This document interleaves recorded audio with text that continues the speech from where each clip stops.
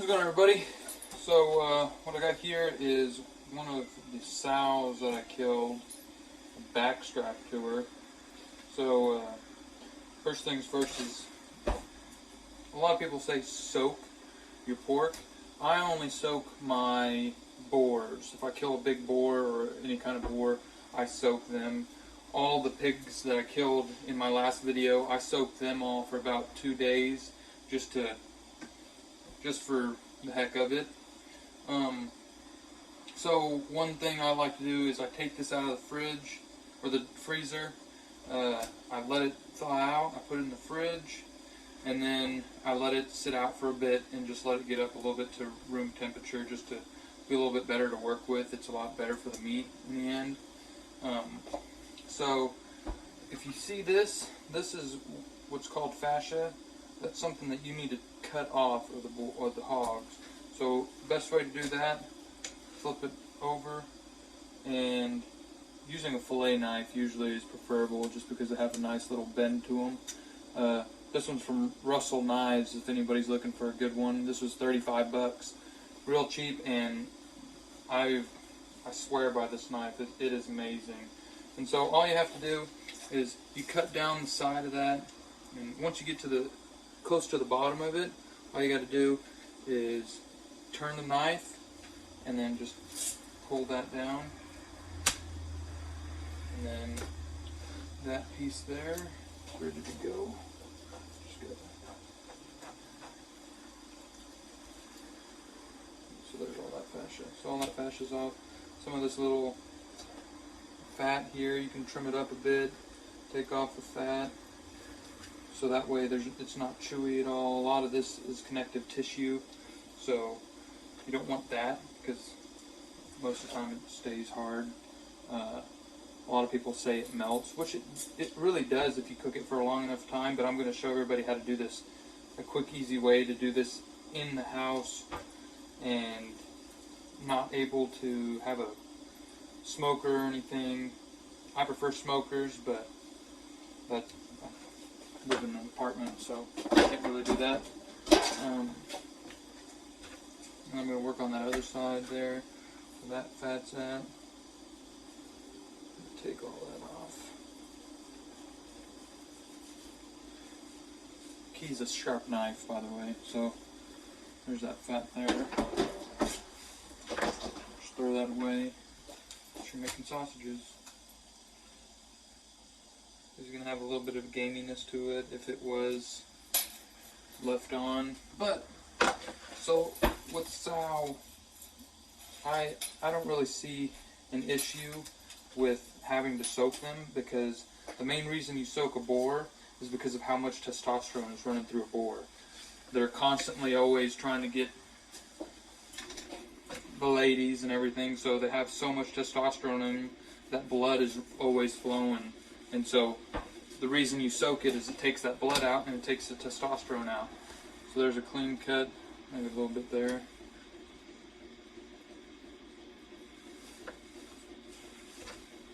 On the sides. I'm going to work on this other side.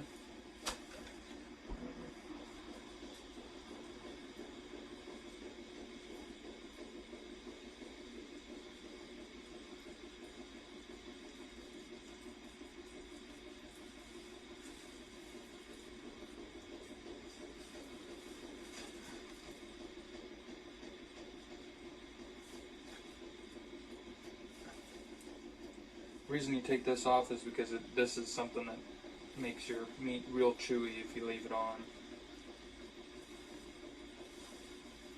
Some people have different opinions about it, but I do not like it, so I always cut it off.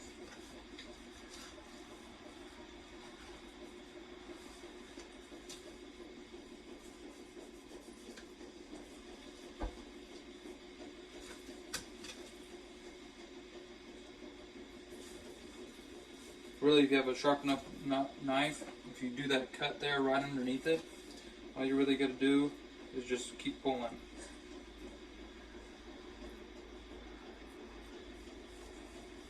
Takes that off. So that's all gone. Something I forgot to mention is I always I always rinse it off right before I use it, but it's not a big deal if you haven't already to this point. Just go ahead and rinse it off while you have it out.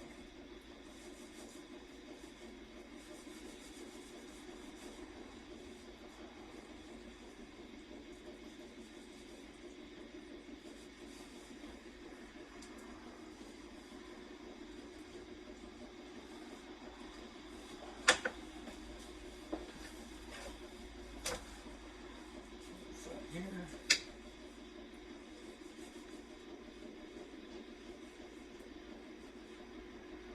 Hold it.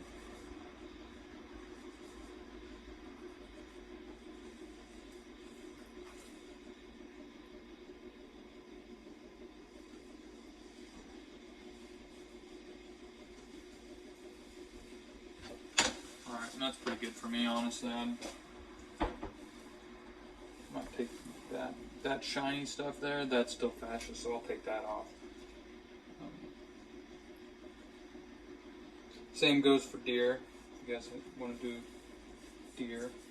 So what I'm going to use is, if you go to your local meat market or whatever, a lot of the times they have some really good rubs. Here we have what's called Richard's Kitchen, and they make a couple different things. One is their coffee seasoning, and the other one is a 50-50 seasoning, which has coffee seasoning, and then it also has, I think, their cayenne seasoning. So next step is, if you're going to do this slow, is get you a pan that's nice and clean. Put that on about medium to high in there. You grab yourself a stick of butter.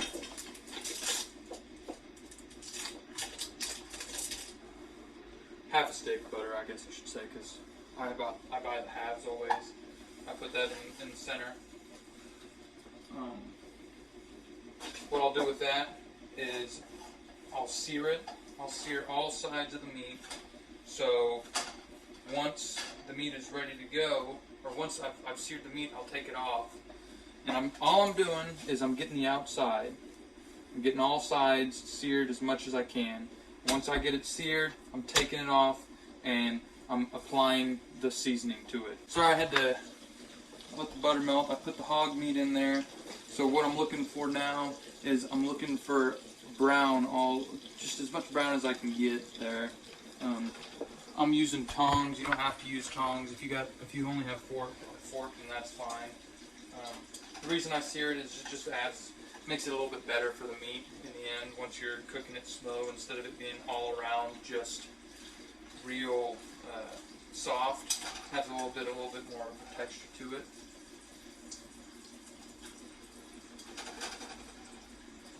Putting it on high heat now. Let it sear hard.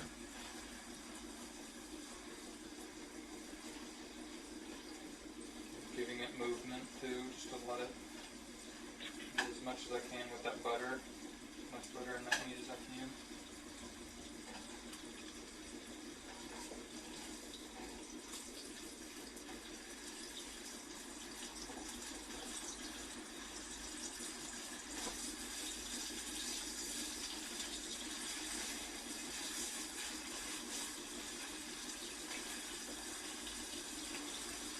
And yes, I stand it up on end and I burn the ends as much as I can. Well, not burn, but I sear the ends as well as much as I can.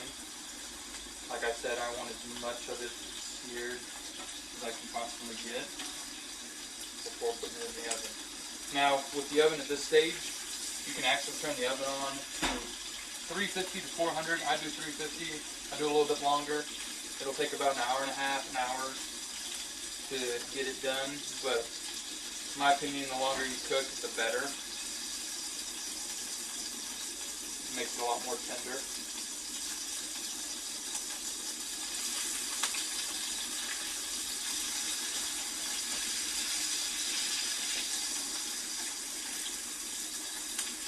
And I do the sides as well as much as I can.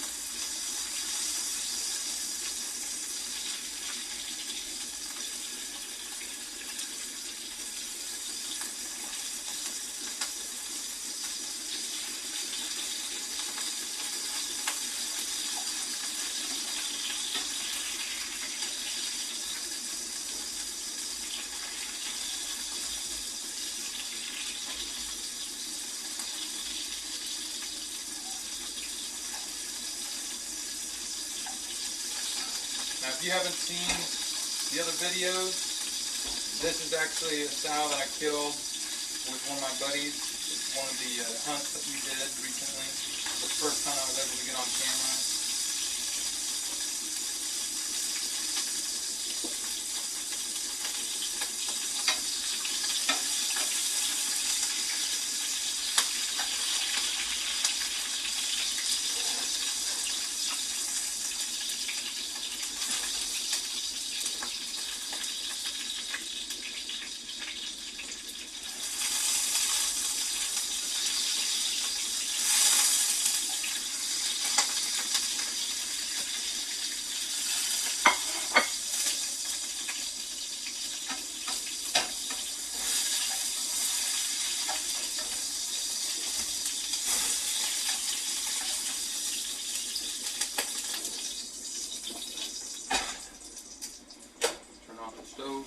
So, this is what we're looking for. And what happened before is I put this down on my dirty cutting board stupidly. Don't do that. Don't do it on your cutting board. It just makes your meat bad. So, what I did was I seared all sides as much as I could. I don't want to overcook it because I'm not trying to cook it right now. I'm just trying to sear it. You can go ahead and go do your thing and slowly cook it on the stove as well. That works too, but I don't like doing that. And so now what I'll do is I'll add this coffee seasoning to it. Now, if you don't have a coffee seasoning, something else that I do is if you buy some minced garlic, you can get minced garlic, some onions, and salt, pepper, and also, if you want to add just a little bit of flavor to it, just a little bit of oregano leaves on top of it. But this is what I do right here for this meat. I'll make sure I get it good inside.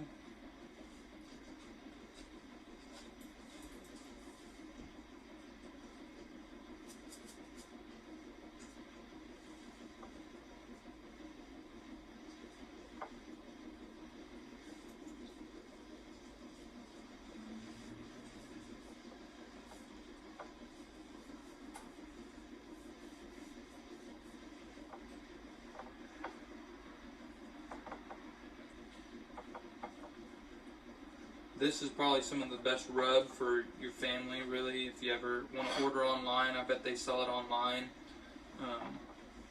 It's real good for kids and stuff. It's not real spicy at all. Some people think it's a little bit more spicy than it should be, but I don't think it's spicy at all. And then with this other one, is I'll use this 50/50 seasoning from Richard's Kitchen.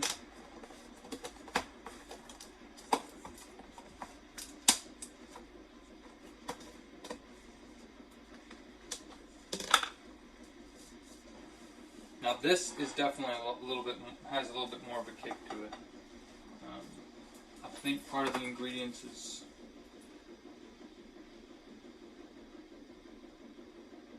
nope, I'm wrong.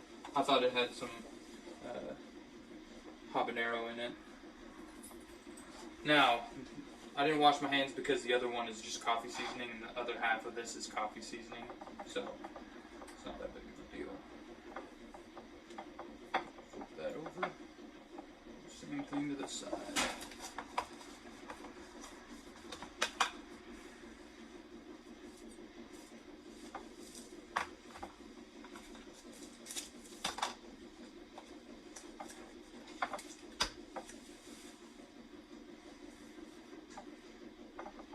Now, if you are somebody that has to go by temperature of the meat, then I think it's 160 to 180. It might be 180 actually, that when the hog meat is actually done and cooked. And that's all pork. So, if you need to use a thermometer, go ahead and use that. I don't use a thermometer. I just saying that now just in case you're waiting for me to pull out a thermometer. I just go by how long I cook it. So that should be good. So now, just Make sure I get the ends and stuff real good. Don't want to miss the ends. Alright, so that's how it looks.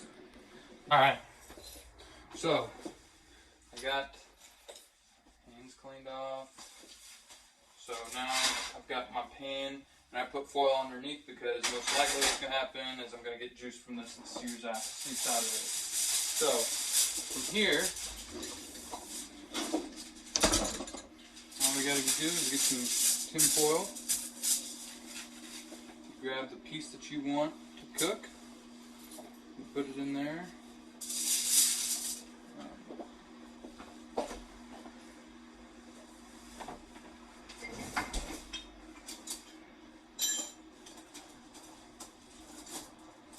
I'm in the South, so can't go wrong with butter. Nice slow cook with some butter. Just gonna make it a little bit more tender. Nice and tasty though. Add a little bit on top. These little slices. Just on top. Alright. So that one is ready to go. So I'll fold up the sides first. Down, up this side, down, and up. Now, if you want to do something else, what you could do, and I've done it before, I'm just not doing it in this video, you can get any kind of beer and put some beer just on the inside, just so that when you have the meat, just so probably about a fourth of the meat here, probably about to right there, the meat is covered with beer. Other than that, you don't really have to do much else.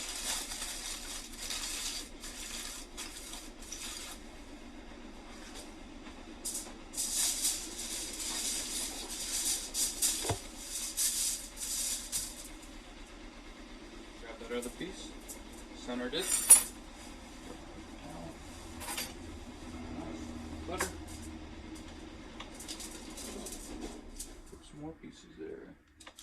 Sorry for the noise in the background if you can hear something, because I'm doing laundry as well. Alright. Nice bigger chunk. Alright, fold it aside. Down. Side. Fold over. Now just to repeat, I've got mine set to 350 degrees.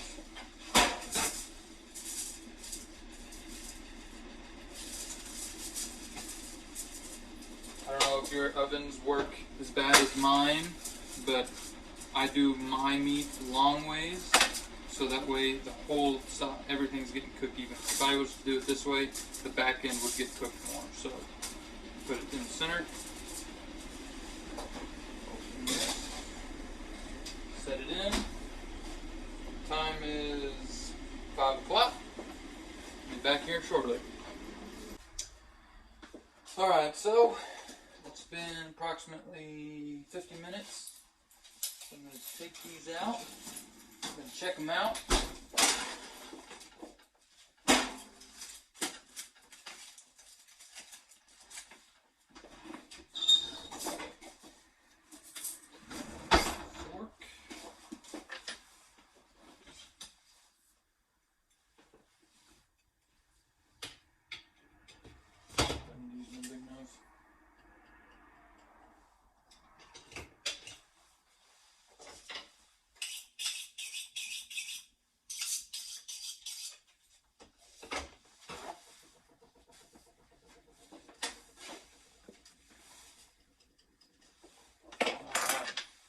So all I'm going to do is I'm going to take this first one out.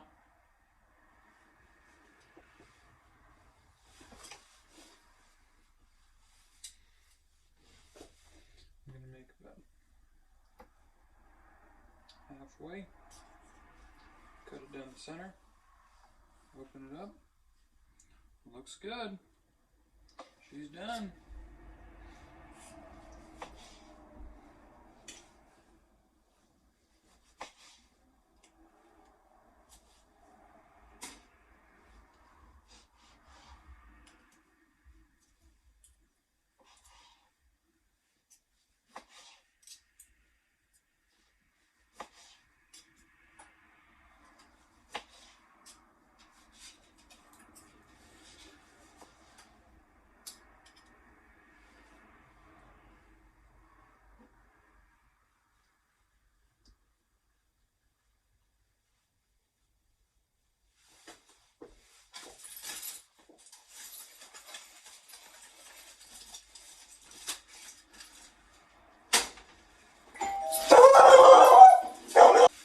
had somebody ring the doorbell. I needed to answer that.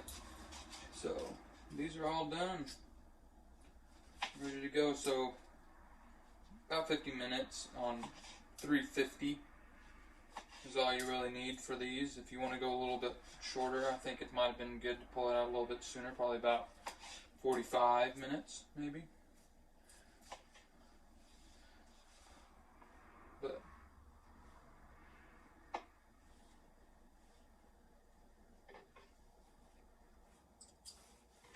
now if anybody's interested, I do make a sauce for this that I usually make this or put on this. It's called chimichurri sauce. I make it, I'm part Argentine, so it's a big thing in Argentina. And if anybody wants to learn how to make that, just comment on the video.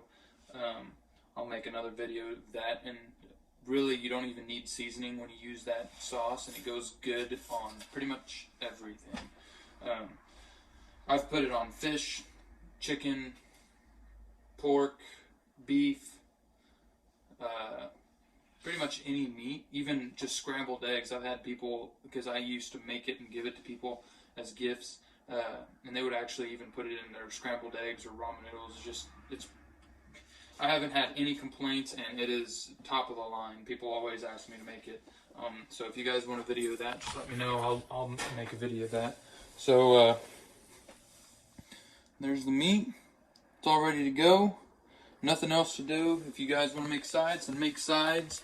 Like I said, chimichurri sauce is what I'll be putting on this. It's just amazing to put on here, and a lot of people, if you look online, you'll find it different ways. I do it pretty much the Argentine way, which is pretty much the authentic way to do it. Minus, I don't boil mine. But like I said, if you're interested in that, just comment below. Appreciate you watching the video.